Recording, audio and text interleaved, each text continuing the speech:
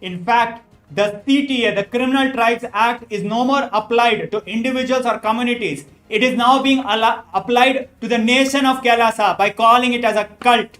Just because of the practice of Hinduism, just because of revival of Hinduism, just because we are the indigenous Hindus reviving the true glory of Sanatana Hindu Dharma, they call us a cult. Is this not shameful? Are they not ashamed? This is what is racism. This is what is xenophobia. None of which exist in Hinduism. How can racism exist in Hinduism? Let us see what this report has to tell about this.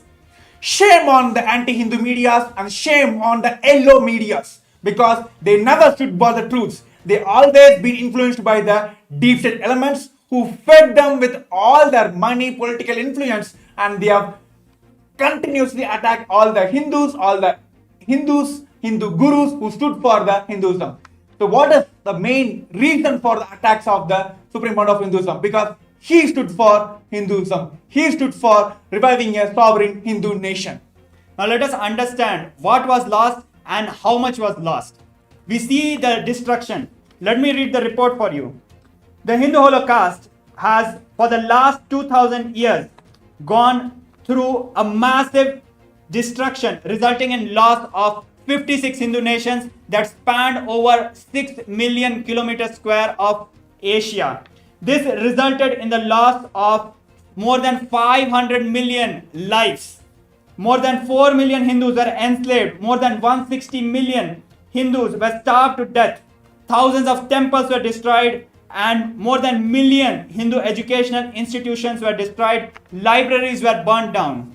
Yes, these numbers are very important, not only for the global viewers, even for the neo-Hindus, because they doesn't know about the history, because the very history has the very Hindu Holocaust. Today, whatever the history you know about Hinduism, it is fabricated by the British colonizers and this anti-Hindu medias. Let me tell the numbers once again. It is a 2000 years of persecution, and 56 Hindu nations have lost its sovereignty, and 500 plus millions has been massacred during this entire persecutions. And almost more than 4 million Hindus has been accused of rape, sex, and they have been completely dismantled from the very life itself. But understand, all these things never happened in Hindu nations. The reason is there was no casteism, there was no xenophobia, there was no racial discrimination. How can there be any racial discrimination or casteism in Hinduism when we believe the glorious principles of Hinduism? Now let us see directly from the report what it has. Of course, the fundamental principles taken, the measure taken by the KAILASA is implementing Paramashivogam, that is, you are Paramashiva. Which nation, which community, which religion even gives this rights to everyone that you are treated as the ultimate body of the religion? But of course, we're bringing more facts to all of you. We want all the viewers to stay tuned with us. There are crisp, more details on this 21st reports by the United Nations on KAILASA. Stay tuned with us. Around 5,000 years ago, at the end of Mahabharat War, the ancient enlightened Hindu civilization consisted of 10,000 Hindu traditions, or sampradayas, that existed in 56 Hindu nations, 200 Hindu kingdoms, 1,700 Hindu provinces that covered more than 6 million kilometers square of Asia. The Supreme Pontiff of Hinduism, SPH, BHAGAVAN Nithyananda Paramashivamam, is the reviver of KAILASA, this ancient enlightened Hindu civilizational nation. KAILASA is an unbroken cultural, religious, historical, civilizational, and sovereign continuation and revival of multiple of these historical Hindu sovereign states and Hindu ecclesiastical entities.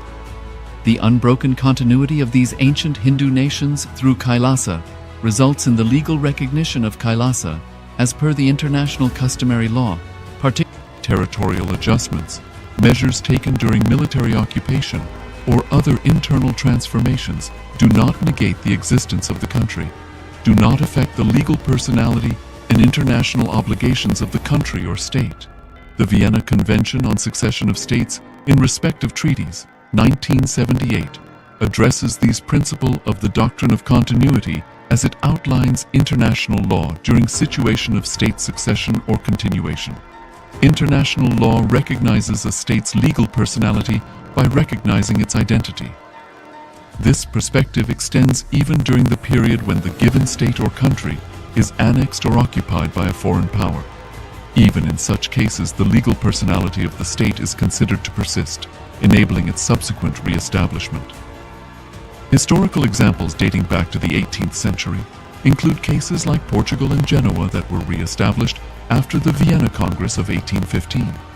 More recent examples include countries such as Poland, Ethiopia, Czechoslovakia, Albania, and Austria that were re-established after World War II.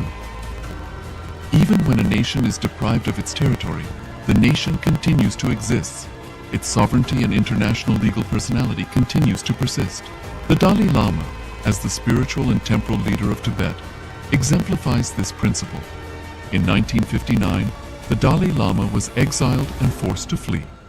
Despite the challenges faced, the Dalai Lama continues to advocate for the preservation of Tibetan culture and garners worldwide support for Tibetan autonomy on the global stage. Similarly, from 1309 to 1376, the Pope of Catholicism had been in exile in Avignon. Despite this, he was recognized as the head of state as well as head of the church, and given full privileges of the position after their return to Rome. Even in 1861, much of the papal territories had been lost, leaving the Pope with no sovereign territory. The last segment we have spoken about the six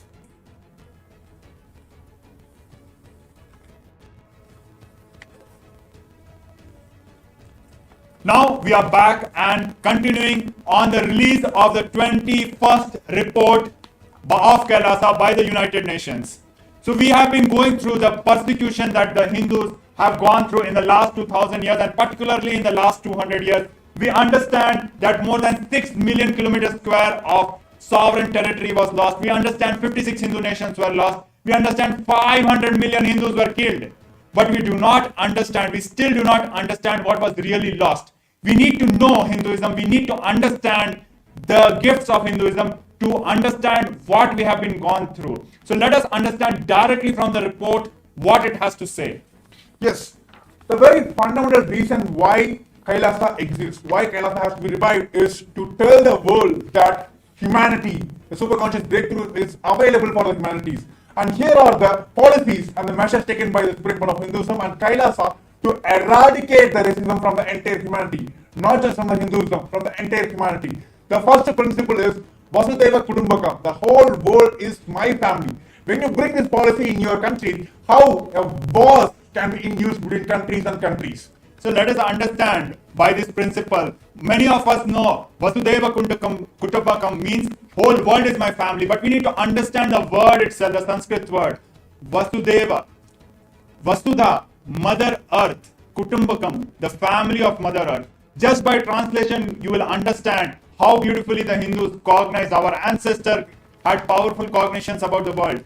Earth is my mother, and each and every being is my family. Because we are from the same mother, how can there be discrimination? How can there be fight? And that is why Hindus lived beautifully and peacefully, because we lived by these principles. And second is the ahimsa, non-violence. See, the fundamental principle with which KAILASA has been established is ahimsa paramo dharmah, that non-violence is the ultimate cosmic law.